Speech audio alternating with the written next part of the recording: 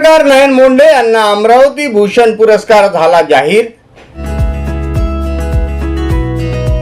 Life development society Amravati यांच्या वतीने आयोजित अमरावती भूषण पुरस्कार 2026 सोहळ्यासाठी पत्रकार नयन मोंडे यांची पुरस्कारार्थी म्हणून निवड करण्यात आली असल्याचे सोसायटीचे सचिव नरेंद्र गुलदेवकर यांनी जाहीर केले आहे।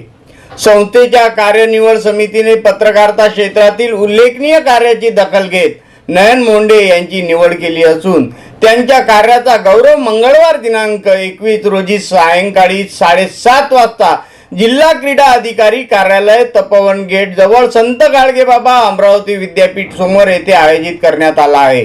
हा पुरस्कार अमरावती जिल्ह्याचे जिल्हाधिकारी आशिष येरेकर तसेच अमरावतीचे पोलीस आयुक्त राकेश ओला यांच्या हस्ते आणि इतर मान्यवरांच्या उपस्थितीत प्रदान करण्यात येणार आहे।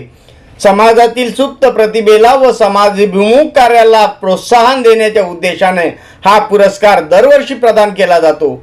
या सन्मानाबद्दल विविध स्तरातून पत्रकार नयन मोंडे यांचे अभिनंदन होत आहे।